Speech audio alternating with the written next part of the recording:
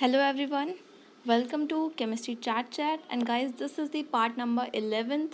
So in this we will discuss the methods by which we can separate the other liquids mixture like liquid which are miscible and other liquid which are immiscible in the nature.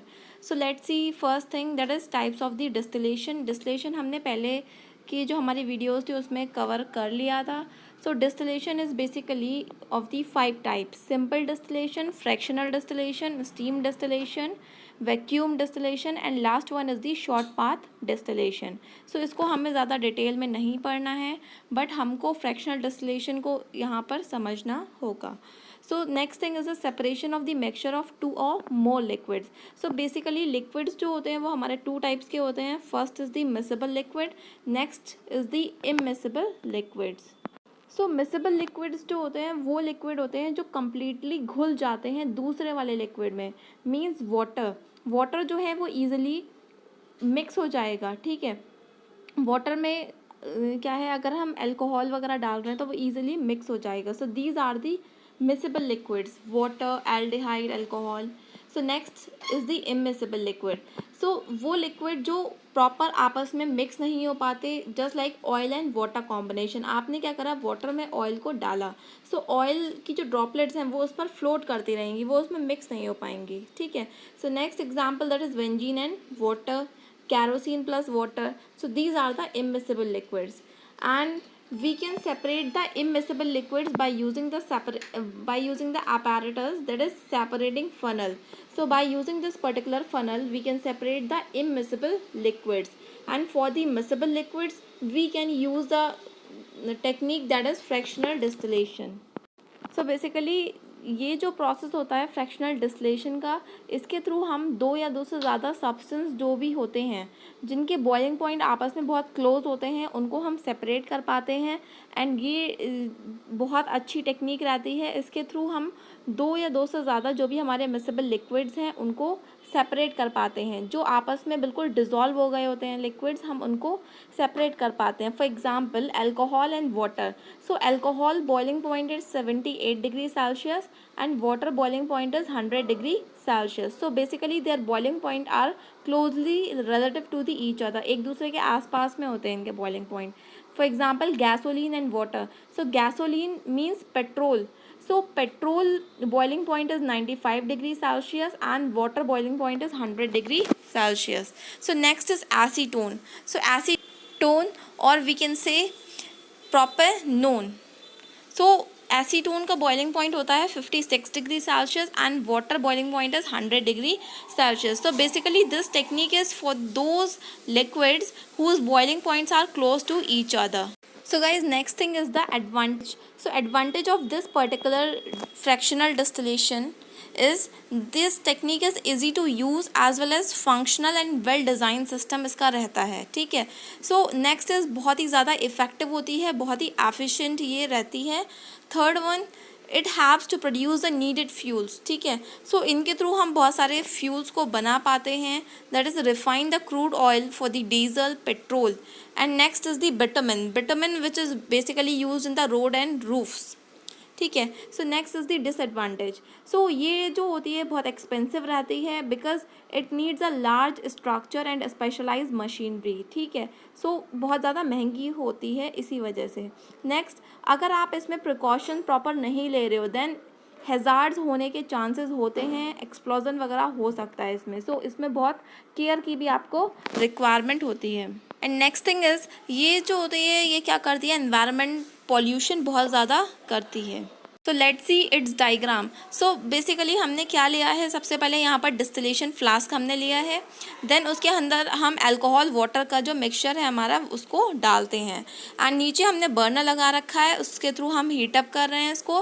Then ऊपर हमने एक fractionating column लिया है, उसके अंदर हमने कुछ गोल गोल से जो बीड्स लगा रखे हैं वो है हमारे ग्लास बीड्स. आपको दिख रहा होगा ब्लू कलर के हैं.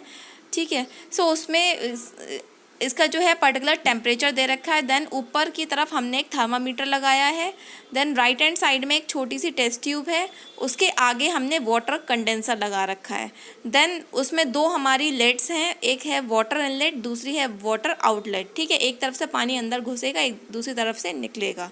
सो नीचे की तरफ क्या है, एक हमने बीकर लगा दिया है, वहाँ पर हम क्या करेंगे, कलेक्ट करेंगे जो भी हमारा प्योर अमाउंट का लिक्विड होगा। सो जब हम उसको हीटअप करना स्टार्ट करते हैं, then what will happen, alcohol के वेपर्स जो होते हैं वो फटाफट से निकलना स्टार्ट हो जाते हैं। अब वो ऊपर की तरफ जाते हैं। देन फ्रैक्शनेटिंग कॉलम लगाने का जो मतलब था वो ये था ताकि जो है हम उसका सरफेस एरिया बढ़ा पाएँ। सो जब ये वेपर्स ऊपर की तरफ जाते हैं, अब आपको पता है अल्कोहल का बॉइलिंग पॉइंट कितना होता है, 78 डिग्री सेल्सियस। सो धीरे धीरे अपने वो बॉइलिंग पॉइंट की तरफ जाता जाएगा, क्योंकि बॉइलिंग पॉइंट अल्कोहल का कम होता है एंड वाटर का ज़्यादा होता है, इसीलिए अल्कोहल के जो वेपर हैं वो बनना स्टार्ट हो गए थे इसमें। सो जब ऊपर की तरफ जाएंगे इसके वेपर्स, देन ये टेस्ट ट्यूब में जाएंगे, देन टेस्ट ट्यूब से इस वाटर कंडेंसर में जाएंगे। सो वेपर जो थे पहले वो कैसे थे, गर्म थे। अब जब वाटर कंडेंसर में पहुँचे तो वाटर कंडेंसर में इधर से वाटर की सप्लाई हुई। सो फटाफट से ये जो वाटर के वेपर्स थे ये कैसे हो गए, ठंडे हो गए। सब ये ठंडे हो गए, देन इनका हमने क्या करा, कलेक्शन कर लिया। सो प्योर अमाउंट का अल्कोहल हमने यहाँ पर कलेक्ट कर लिया इस पर्टिकुलर बीकर में। सो यहाँ से हमने प्योर अमाउंट का बीकर में अल्कोहल को कलेक्ट कर लिया एंड उधर से वाटर भी हमारा सेपरेट हो गया। ठीक है, सो गाइज़ अभी तक हमने डिस्कस कर लिया था कि कैसे हम सॉलिड मिक्सचर को सेपरेट कर सकते हैं, सॉलिड लिक्विड मिक्सचर को सेपरेट कर सकते हैं एंड लिक्विड मिक्सचर में हमारे दो थे, first is miscible liquid, next is immiscible liquid. So अभी तक हमने मिसेबल लिक्विड्स को भी कैसे सेपरेट करते हैं वो हमने फ्रैक्शनल डिस्टिलेशन मेथड से देख लिया है। So let's see how we can separate the immiscible liquids. ठीक है, सो उसको क्लियर करने से पहले हम ये चीज़ डिस्कस कर लेते हैं, that is separation of gases of the air. ठीक है, आपको पता है एयर जो होती है, एयर में कई सारी गैसेस का कॉम्पोजिशन होता है, सब अपने अपने एक पर्टिकुलर परसेंटेज में प्रेजेंट होती हैं। So basically what will happen, air contains the foremost gases, that is nitrogen, oxygen, argon and carbon dioxide. So nitrogen is 78.09% and oxygen is 20.95%, argon is 0.93% and carbon dioxide is 0.04%. So these are the percentage criteria of these particular gases in the air. So what will happen, we are simply compressing the air, हम उसको जब air को दबा रहे हैं then उसको ठंडा कर रहे हैं, प्रेशर बढ़ा देते हैं एंड टेम्परेचर को कम कर देते हैं। सो ये कंडीशन होती है जब आप प्रेशर बढ़ा रहे हो फटाफट और टेम्परेचर को कम करते जा रहे हो, देन वो एयर जो है वो लिक्विड फॉर्म में कन्वर्ट हो जाएगी। जब एयर जो है वो लिक्विड फॉर्म में कन्वर्ट हो गई, देन हम क्या कर रहे हैं, उसको गर्म कर रहे हैं, हम हल्का हल्का सा उसको हीटअप कर रहे हैं एक फ्रैक्शनल डिस्टिलेशन चैम्बर में, दैट इज़ मैंने लिखा है यहाँ पर FDC। सो फ्रैक्शनल डिस्टिलेशन चैम्बर में हम जब उसको फटाफट धीरे धीरे से हीटअप करते जा रहे हैं, देन गैसेस जो भी हैं उसमें से सेपरेट हो जाएंगी on the basis of there boiling point. So boiling point जिसका कम होगा वो सबसे पहले हमें मिलेगी, देन उसके बाद उससे थोड़ा ज़्यादा वाला, देन सबसे ज़्यादा वाला जो बॉइलिंग पॉइंट की गैस होगी वो सबसे बाद में मिलेगी। सो नाइट्रोजन का बॉइलिंग पॉइंट जो है वो सबसे कम है, दैट इज़ -196 डिग्री सेल्सियस, वो हमें सबसे पहले मिलेगी। देन उसके बाद में मिलेगी हमें आर्गन गैस, उसका बॉइलिंग पॉइंट होता है -186 डिग्री सेल्सियस एंड सबसे लास्ट में हमें ऑक्सीजन गैस सेपरेट होकर मिल जाएगी because its boiling point is -183 degree Celsius. So by this we can separate the gases also which are present in the air, right? So now next thing is the separation by the separating funnel.